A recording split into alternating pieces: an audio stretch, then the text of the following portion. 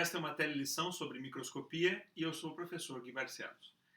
Falei no vídeo anterior sobre o microscópio estereoscópico ou lupa, que o princípio é muito parecido com o do microscópio óptico, contudo ele vai ampliar de 20 a 40 vezes. Ele não amplia tanto quanto o nosso microscópio óptico normal, no qual a luz atravessa o material.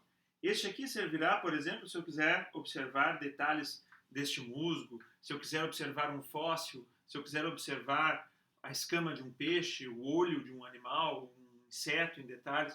Enfim, é um microscópio que tem uma função específica, mas é um pouco limitado na magnificação. Ele não amplia tanto, e não é porque ele é inferior, não é porque a qualidade dele é mais baixa. Ele é diferente porque ele tem uma função diferente, ele serve para outras finalidades. Então aqui eu vou observar detalhes, a nervura da folha, posso observar a estrutura de uma flor, de um nectário, enfim, estruturas que eu queira ampliar no máximo até 40, 100 vezes. Né? Este aqui amplia no máximo até 40 vezes. E estruturas que são opacas, que não tem como eu atravessá-las para observar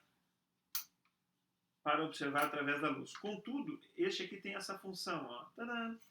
Eu consigo produzir alguma luminosidade por baixo, eu posso ligar e desligar, e observar estruturas transparentes que eu queira ver no máximo a 40 vezes. Nervuras de uma folha, detalhes, enfim, meus exemplos são todos biológicos, né? Mas eu posso observar o que eu quiser. O próprio Robert Hooke, na micrografia, observa a ponta de uma agulha, a borda de uma lâmina, enfim. Então, este aqui tem essa função que faz, às vezes, de um microscópio óptico. Né? Raramente eu utilizo. Às vezes, para observar uma planária, observar os olhinhos da planária, observar, dou um grãozinho de ração, e aí eu vejo a ração entrando no sistema digestório da planária, né? Entrando assim, né? Porque a faringe dela fica na parte ventral.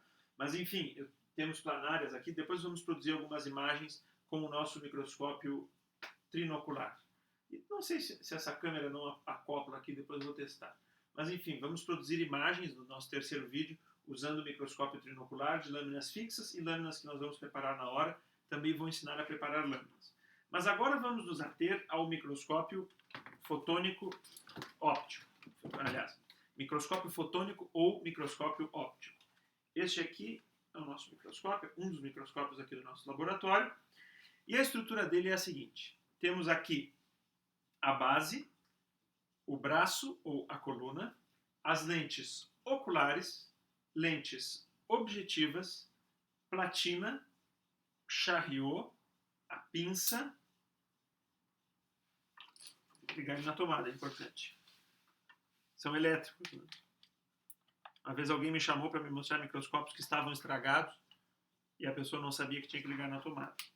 Tem microscópios que não precisa ligar na tomada. Este meu mais antigo aqui, este Zeiss, ele tem dentro dessa caixinha um espelhinho que substitui a lâmpada. Então, se faltar luz, dá para olhar com a luz natural. Este microscópio aqui,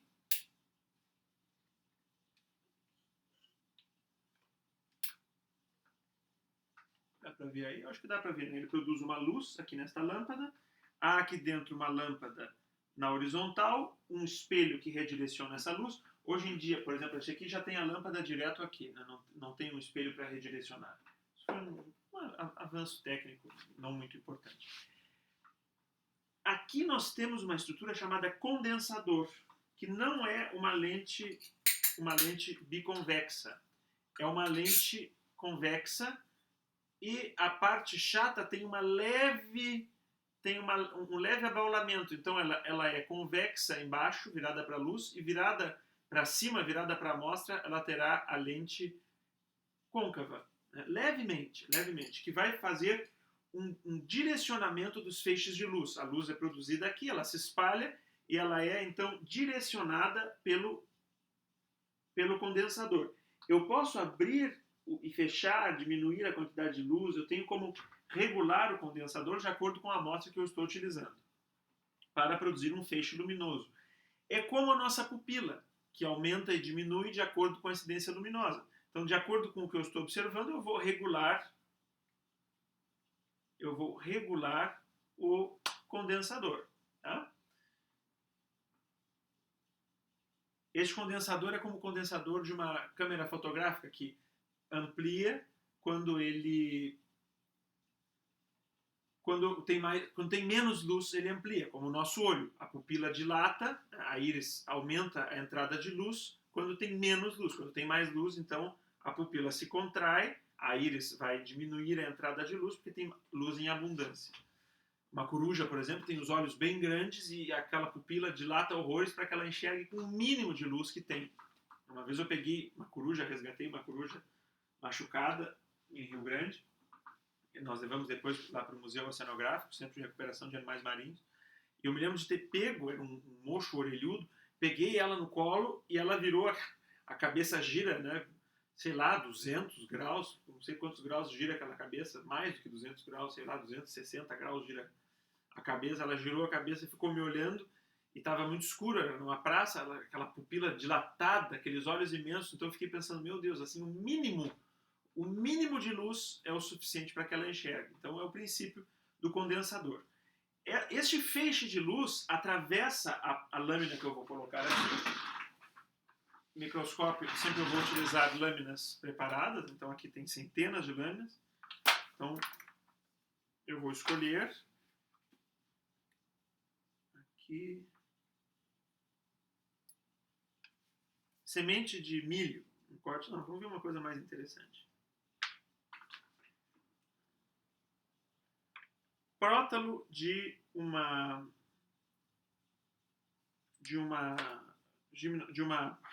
pteridófita, samambaia.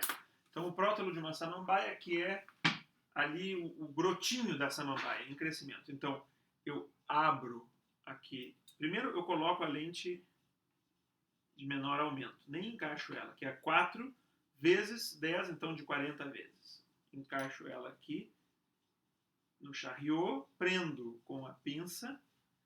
Vou utilizar este pino, que é o pino do X e do Y, então eu ando aqui no X e no Y, na abscissa ordenada, e coloco a amostra bem em cima do feixe de luz, que vai atravessar esta amostra, aí então eu encaixo, tem que fazer um clique.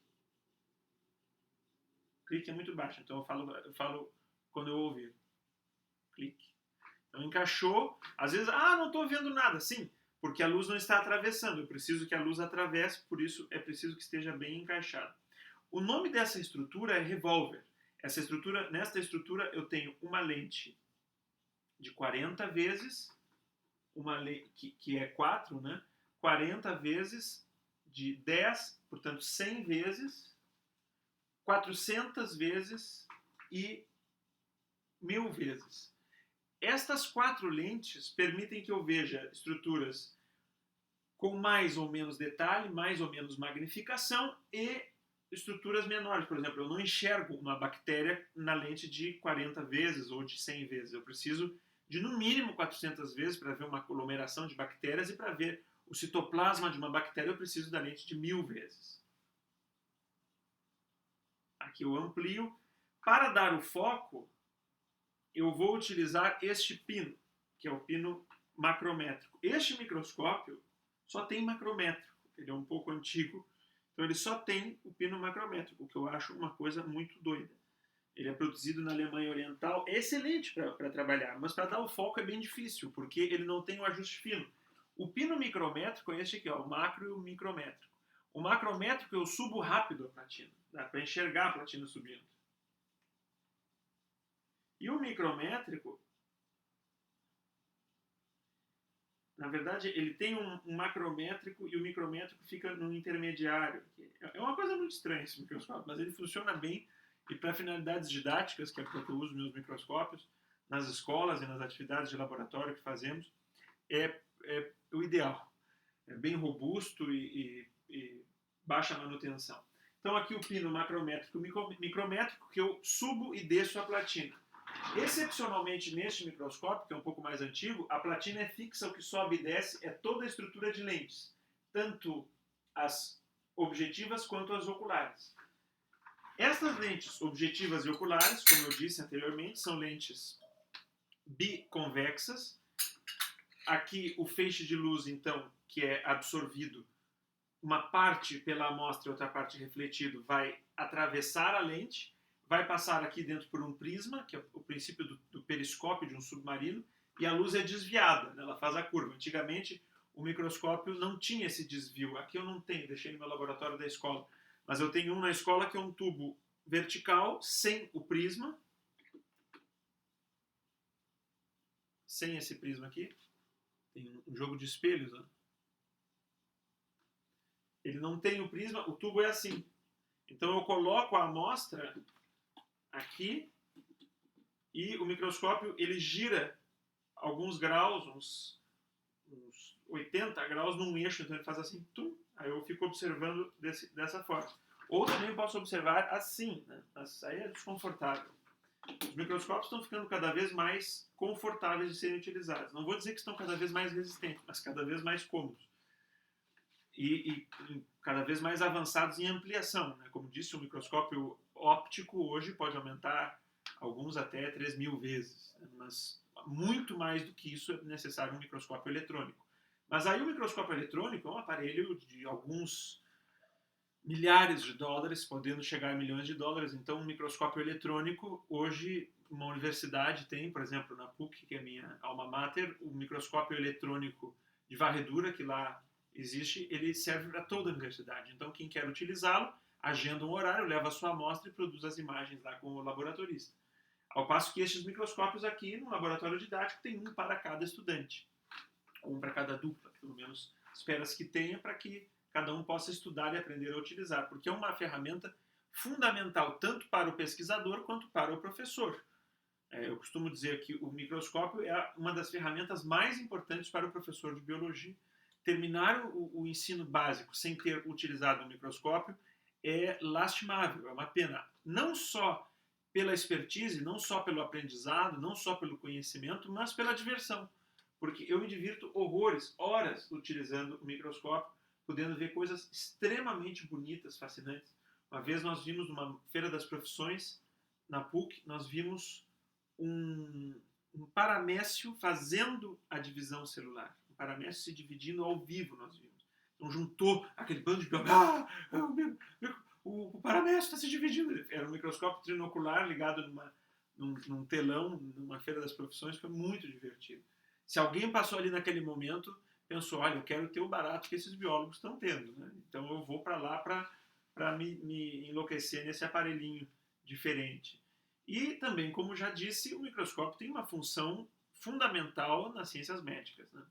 Um patologista que trabalha estudando, identificando tumores malignos ou benignos, vai possuir, inclusive, um microscópio em casa. Tem um conhecido que é patologista, tem um excelente microscópio em casa para analisar as amostras. Os bioquímicos, os farmacêuticos, os biomédicos utilizam para produzir exames de sangue, hemogramas, entre outros. Então, este aqui, coloquei, recapitulando, liguei o microscópio, eu aumento ou diminuo a capacidade luminosa. Em geral, eu ligo ele no mínimo de luz para não machucar os meus olhos, vou aumentando à medida que é necessário. Aqui eu tenho um condensador, um obturador de luz, aqui um outro condensador, que eu vou utilizar aqui neste pino. Na platina está encaixada a lâmina, presa por essa pinça.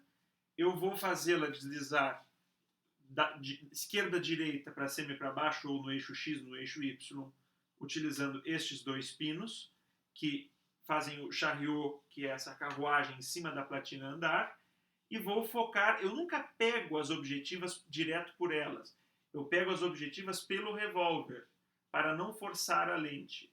Também eu nunca arrasto o microscópio em cima da bancada. Eu sempre ergo ele usando as duas mãos, segurando pela coluna, para que a trepidação não desajuste os prismas, não desajuste o encaixe das lentes. É um aparelho sensível. É robusto, mas é delicado. Precisa ser utilizado com cuidado. Não pode pegar umidade para evitar fungar. O fungo faz uma lesão irreversível na lente. Tem que praticamente substituir a lente. É muito difícil refazer quando o fungo estraga a superfície da lente, que é muito polida. Quanto mais transparente, por exemplo, este aqui, que é um microscópio Zeiss, este aqui tem uma transparência maior do que este microscópio que é japonês. Os Zeiss são talvez os melhores microscópios do mundo. Zeiss, Leica e Olympus. São lentes feitas à mão, extremamente límpidas e com uma estrutura que faz toda essa reflexão, essa convergência dos raios luminosos. Então, o princípio do microscópio óptico ou fotônico é este. São fótons, é um feixe de luz que converge, que sai da lâmpada, converge no condensador, entra na lente objetiva, atravessa a lente objetiva, é desviado pelo prisma e atravessa a lente ocular. O distanciamento entre a lente ocular e a objetiva, que se dá por meio do pino macrométrico e micrométrico, vai me dar o foco, e a magnificação ocorre na lente objetiva.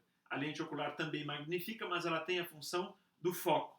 Eu poderia utilizar somente a objetiva? Sim, mas tendo o canhão, o prisma, para desviar a luz, e associado à objetiva, eu tenho uma maior facilitação para o foco e consigo produzir imagens com muito mais qualidade. Esta foi a descoberta genial do Leeuwenhoek e do Robert Hooke, na mesma época em que estava sendo desenvolvido o telescópio. Scopia significa, scopie em grego significa ver. Micro é pequeno, então um microscópio é para ver o que é pequeno. O telescópio, tele é longe, então é para ver o que está à distância, ver à distância. E os livros foram concorrentes na época, o Micrografia do Robert Hooke, Robert Hooke, e o Sidereus Nuncius, Mensageiro das Estrelas, de Galileu Galilei. Então, assim funciona o microscópio. Como disse, é um aparelho delicado. Agora eu vou desligar. Isso aqui é uma relíquia.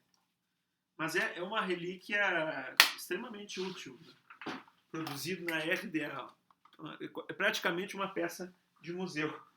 Vou guardá-lo aqui.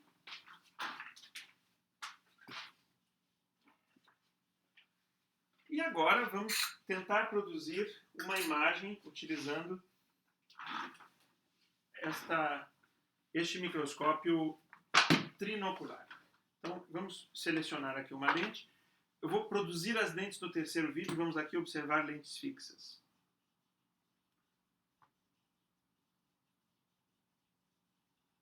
Aqui vamos ver células do intestino de rato. É muito parecido com o intestino humano, né? É um mamífero. Para produzir uma lente dessas, não basta pegar o material e colocar na lente. Há todo um processo. Então é preciso preparar, produzir, botar este material, o fígado, o intestino, uma folha, uma estrutura de um ovário, de uma flor, dentro da parafina. Depois que a parafina endurece, é necessário fatiar num aparelho chamado micrótomo. Ele parece um daqueles aparelhos de fatiar na padaria, o presunto e o queijo, mas ele faz fatias muito, muito finas, transparentes, de parafina. Depois é colocado aqui, então eu produzo uma lâmina fixa. Esta é a lâmina e em cima do material da parafina, com o material que é corado em geral com hematoxilina e eosina, que é um corante, que tem alta afinidade com tecidos animais.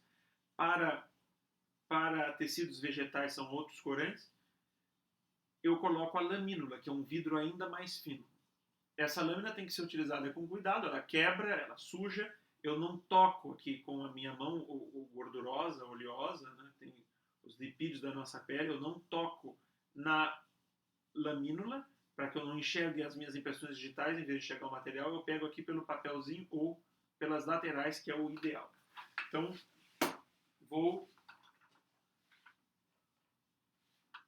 eu não posso fechar esse computador, porque ele é um pouco melindroso. Deixa eu trazer para cá, para vocês verem.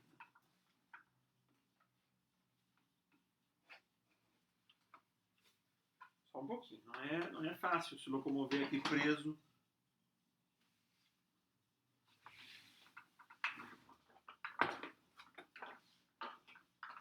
Preso na tela. Eu não posso sair do meu quadradinho. Aqui uma coisa curiosa. Essa aqui é a caixinha que vem as lentes deste microscópio aqui. Olha o espelhinho. super sustentável. Se faltar luz, eu posso usar este espelho no lugar da lâmpada. Já usei, funciona perfeitamente. Então, o dia que eu for dar aula numa escola que não tem energia elétrica, eu posso levar este microscópio, contanto que ele pesa 5,5 kg.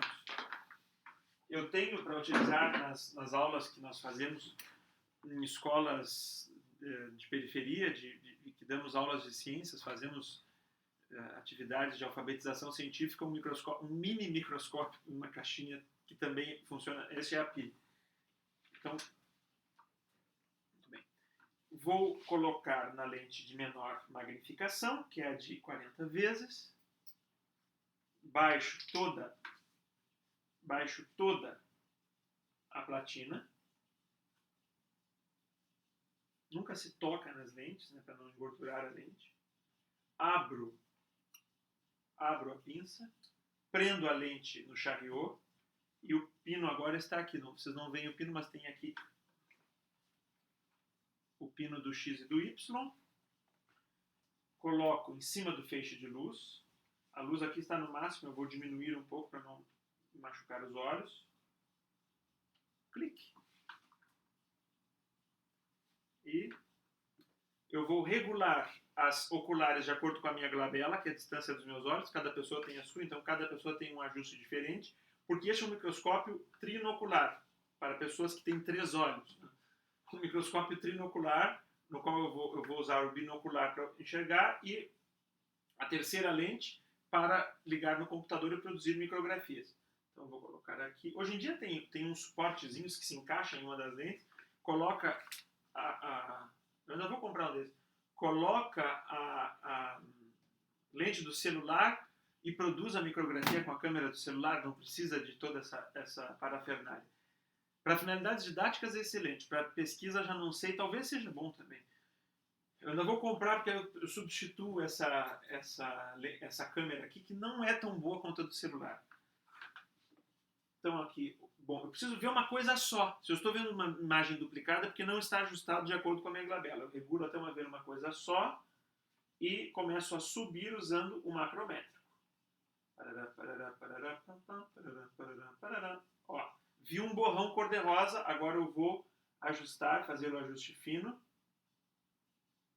no micrométrico. Estou vendo aqui o epitélio de absorção do intestino do rato. Bom, vamos ver o que eu estou vendo? Querem ver o que o professor está vendo? Sim, professor! Aqui